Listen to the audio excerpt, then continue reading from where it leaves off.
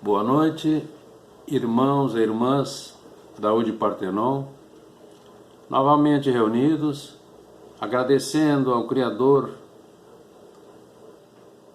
pelas bênçãos recebidas, rogando aos benfeitores amoráveis nos inspirem para a compreensão ampliada do tema da noite, que versará sobre o homem de bem. Nós vamos encontrar no Evangelho segundo o Espiritismo, capítulo 17, o título Sede Perfeitos, e lá no item 3 está contido o homem de bem. Allan Kardec examina a questão da perfeição ao nosso alcance na vida, nesse item, propondo para todos um modelo de homem a partir do comportamento reto que se espera de um aprendiz do Evangelho. E essas instruções nos auxiliam a examinar quais as principais qualidades do homem de bem, para que nós nos sintamos estimulados a vivenciá-las e a refletir sobre nossos próprios atos, ajustando-nos a essas qualidades. O verdadeiro homem de bem é o que age de acordo com as leis de Deus, sabiamente enunciadas por Jesus na Boa Nova. E os amigos espirituais então vão nos informar, lá no Livro dos Espíritos, que o espírito prova a sua elevação moral quando todos os atos de sua vida física representam a lei divina e quando antecipadamente ele compreende a vida espiritual.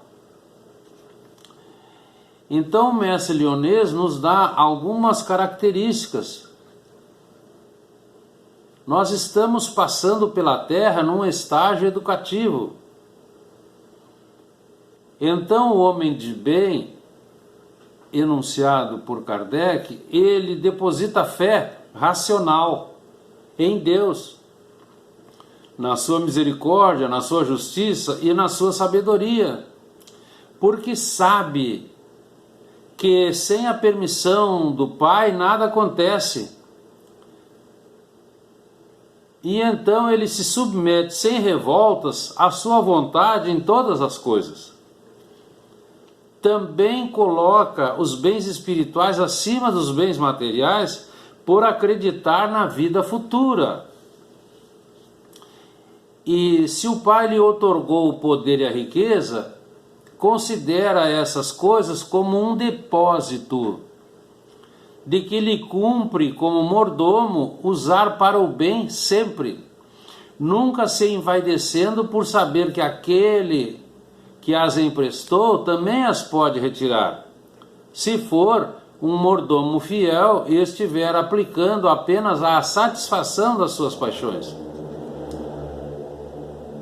Esse homem tem por hábito fazer um exame de consciência sobre os atos praticados diariamente, observando se não transgrediu a lei do amor, se não agiu mal, se não prejudicou alguém, se fez todo o bem que podia, se nenhuma pessoa tem motivos para queixas, enfim, se fez aos outros o que desejara que lhe fizessem.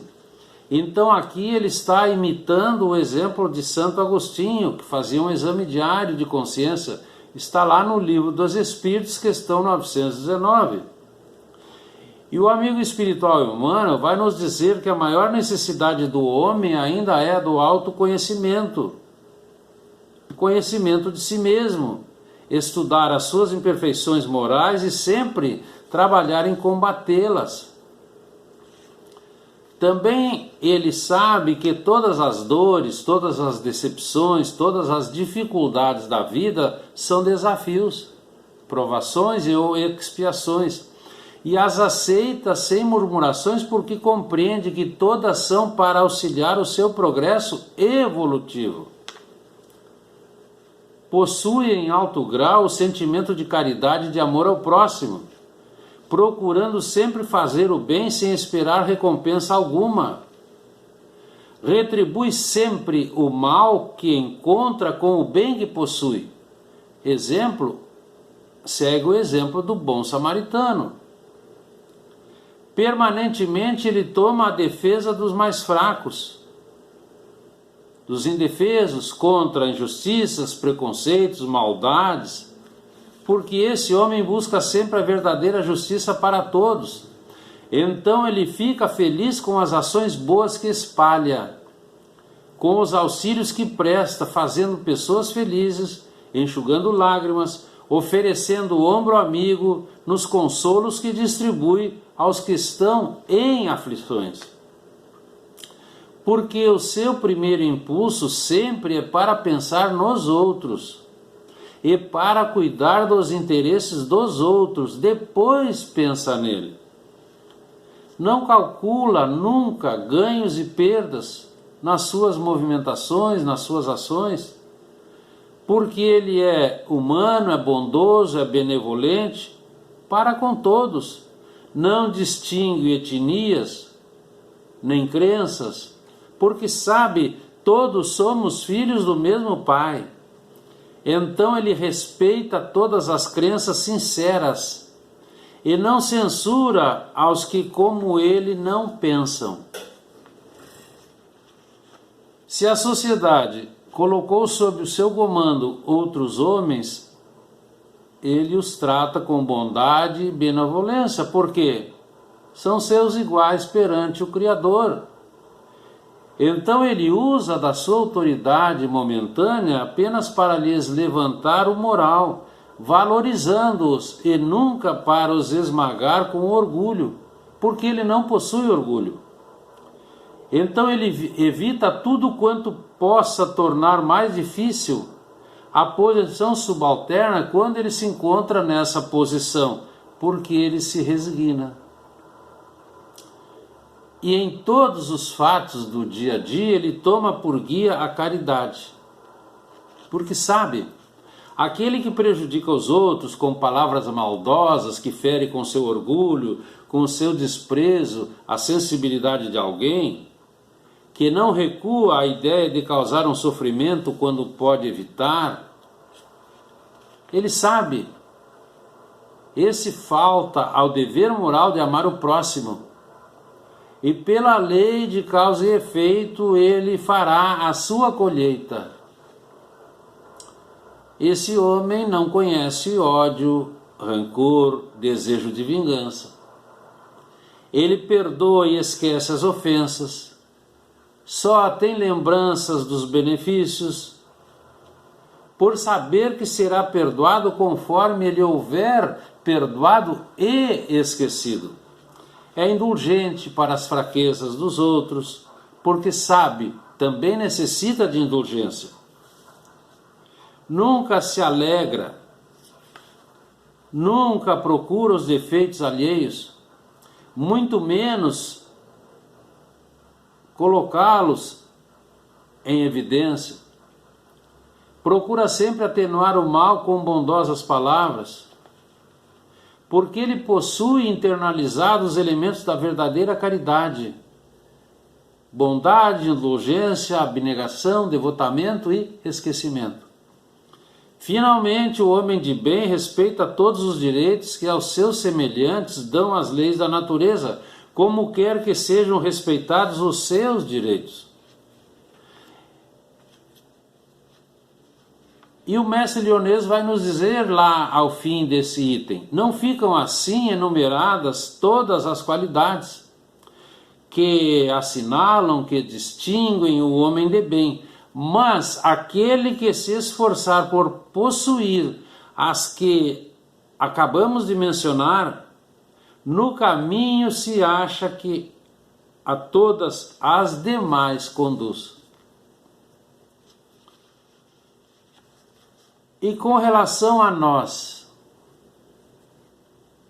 que cumprimos nossas obrigações sociais, nós somos homens de bem? É a pergunta que surge. E os benfeitores espirituais nos respondem com muita tranquilidade e muita precisão, segundo o julgamento dos homens, sim, somos homens de bem. No entanto, perante Deus, nem sempre. A educação humana que não tenha suporte no Evangelho é um verniz que desbota a menor contrariedade. Aquilo que Allan Kardec fala na codificação, o verniz da frequentação dos salões do mundo, lembramos? Então, esse verniz ele vai desbotar a menor contrariedade, transformando para pior homens cultos e bem vestidos. Então o mestre Lyonês nos apresenta com muita clareza alguns aspectos, alguns indicativos que nós podemos e que nós devemos seguir se quisermos sair do patamar dos espíritos inferiores, espíritos neutros, para modificações ampliadas na nossa caminhada evolutiva. Que fique para a nossa reflexão, irmãos e irmãs. Agradecemos a oportunidade. Que a paz do Galileu nos preencha por inteiro. Boa noite.